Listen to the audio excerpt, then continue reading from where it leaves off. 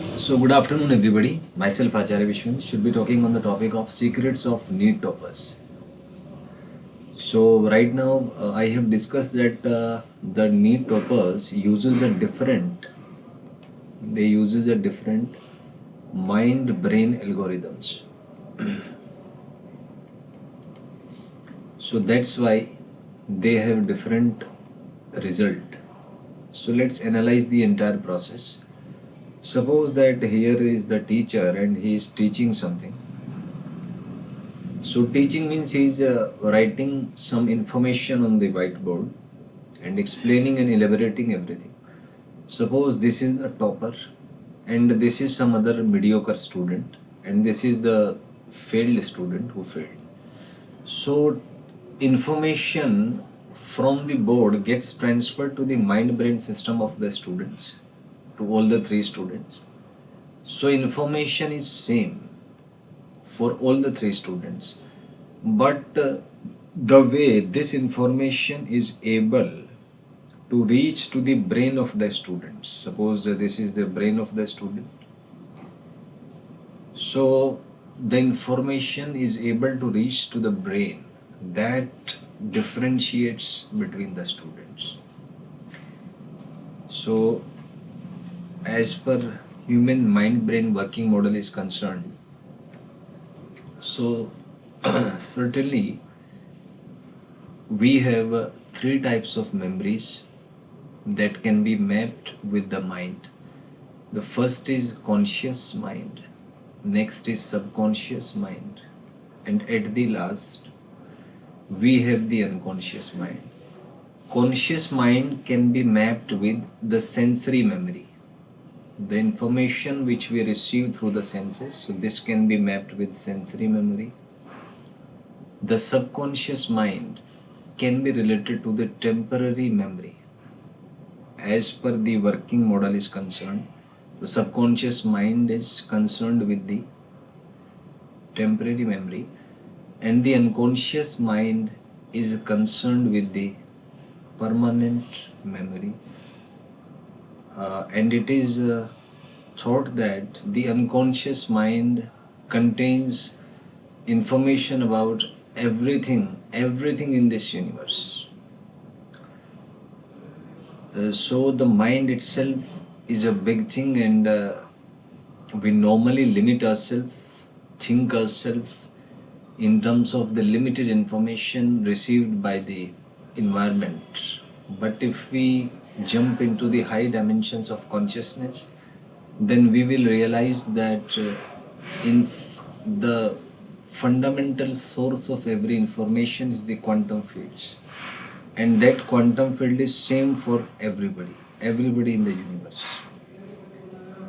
Differentiation is, or things are differentiated because of the limited information that we are able to bring to the consciousness or to the sensory memory.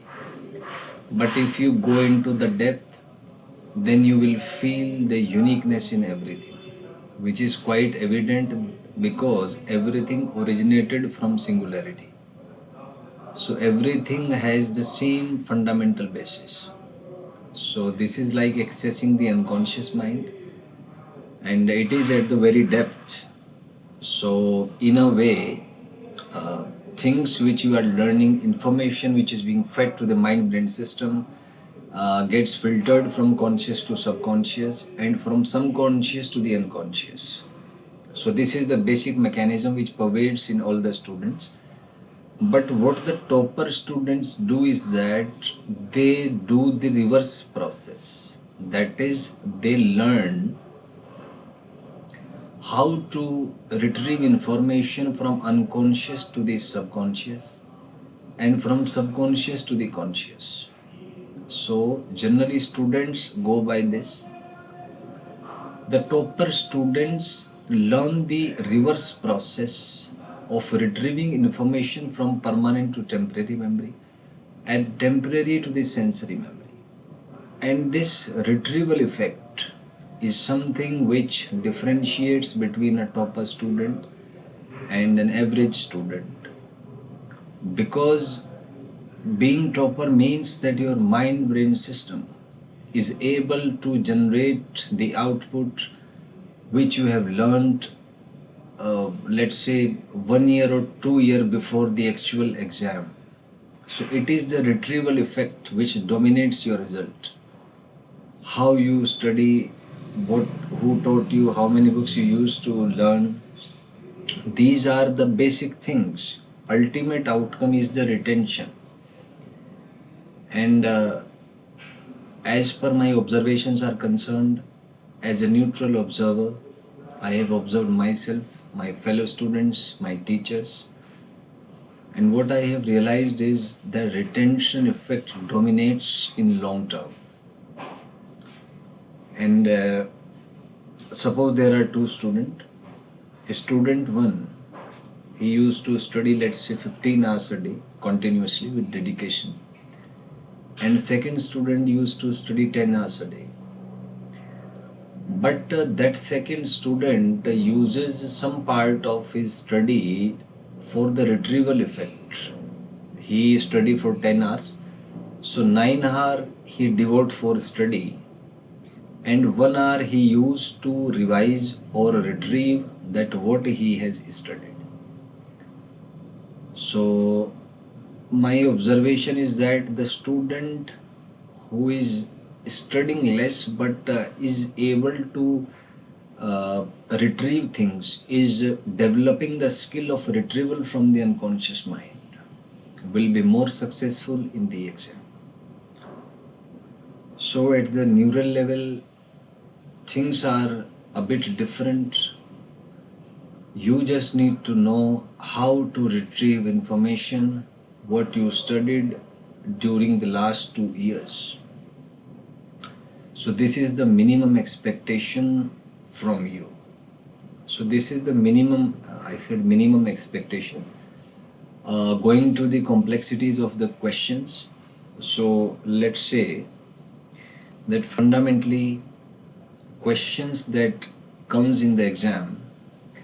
So the questions that appear in your exam can be of 3 types fundamentally. First is the factual questions. Factual, or you can say the formula based question. Next is the conceptual question. And third is, you can say, the mix of both of these, maybe multi-conceptual or multi-dimensional. So type of questions can be broadly classified into these things. Let's take an example. Factual, formula based. So suppose somebody asks you what is value of a small d. So it's a factual question. You have to use your memory. It's about 9.8 meter per second square. So there is no concept involved over here. There is no process, no thinking involved. It's just retrieval of the facts or the formula. Use of memory. Basically the occipital, temporal and parietal use of the brain.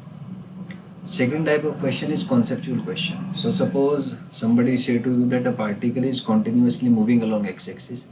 So what is the angle between velocity and acceleration?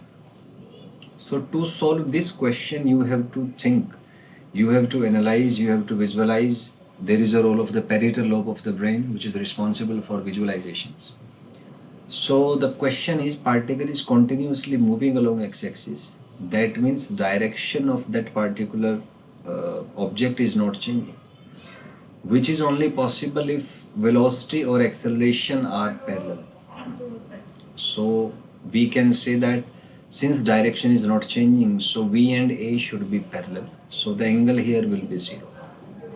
So to get this answer, you need to be dependent on the information as well as on a process, on a thinking process, or on a concept. So that is what defines a conceptual question. Third is multiple question. Suppose I ask you that in this question, what is V dot A and what is V cross A? So it involves multiple question as the angle is 0. So we know that V dot A will be positive, V into cos 0. And V cross A, V dot A will be maximum, in fact VA, and V cross A will be 0 because it involves sine term here. So this is how the 3 questions are different. I'll discuss further in the next video.